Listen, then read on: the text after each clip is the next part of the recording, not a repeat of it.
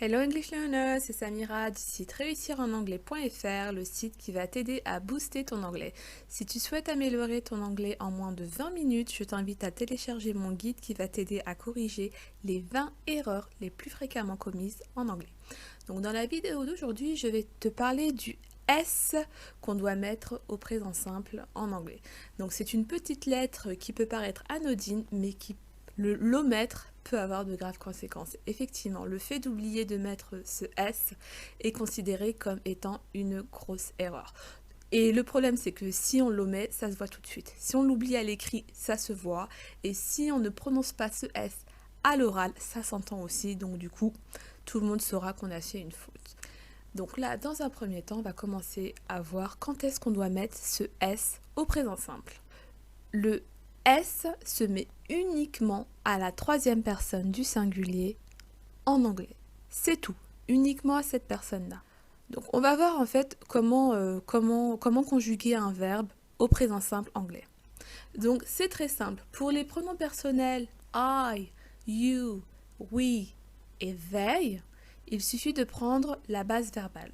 Donc dans l'exemple qu'on a, on a pris le verbe to eat et la base verbale c'est quoi? C'est eat. Donc ça fait I eat, you eat, we eat, they eat.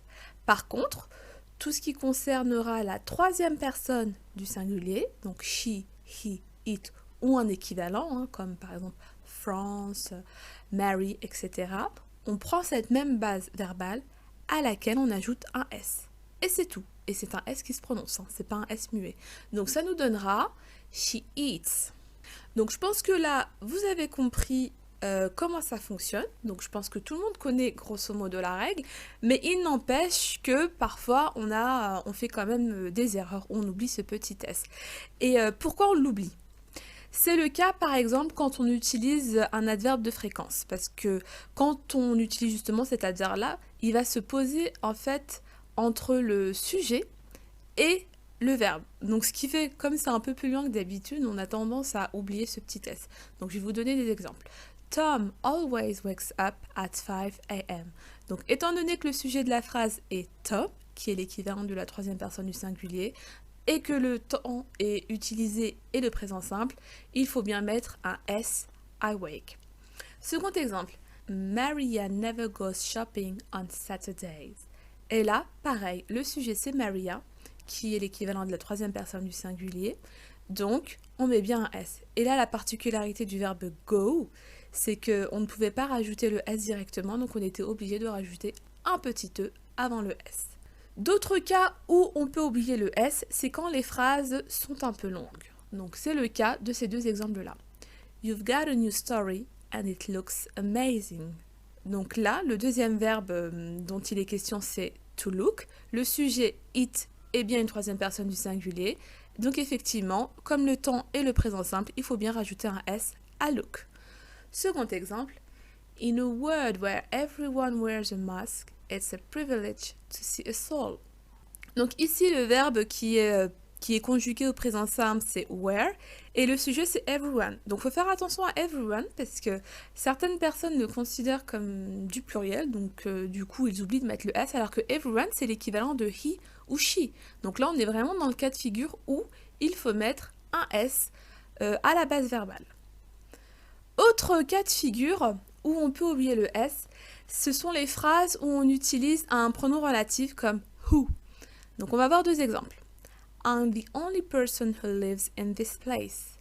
Ce qui se passe avec cette phrase, c'est qu'étant donné que la phrase commence par I, qui est je, on pourrait croire que tous les verbes de cette phrase vont être conjugués à la première personne du singulier. Mais si on analyse bien, donc le verbe live, le sujet c'est who, mais who a pour antécédent person. Et person, c'est la même chose que he ou she. Donc étant donné que c'est bien une troisième personne du singulier, on doit mettre un S à live. Autre exemple, who's that noisy boy who never says a word? Donc ici, le verbe qui est conjugué au présent simple, c'est le verbe to say. D'accord. Le sujet, c'est who qui a pour antécédent noisy boy, donc c'est bien une troisième personne du singulier. Et en plus, dans cette phrase-là, il y avait une autre difficulté, c'est qu'après le who, il y avait également un adverbe de fréquence. Donc ce qui fait qu'effectivement, le verbe est plus loin que d'habitude, ce qui pourrait en fait nous faire tromper et nous faire oublier de mettre le S. Donc là, faites attention. Voilà, c'est tout pour la vidéo d'aujourd'hui. Donc j'espère que maintenant vous n'oublierez plus le S au présent simple uniquement à la troisième personne du singulier. Et donc si vous avez des questions ou des commentaires, n'hésitez pas à les mettre. Si vous avez des suggestions de vidéos également. Si vous voulez améliorer votre anglais, suivez cette chaîne, abonnez-vous. Et vous pouvez aussi télécharger 3 guides qui sont disponibles sur le site réussirenanglais.fr. Donc mes 7 meilleurs conseils pour améliorer son anglais. Stop aux fautes d'anglais, donc ce sont les 20 erreurs qui sont les plus fréquentes en anglais. Et le guide des 100 mots les plus utilisés en anglais pour avoir quand même un bon vocabulaire de base. Hope to see you soon. Bye bye.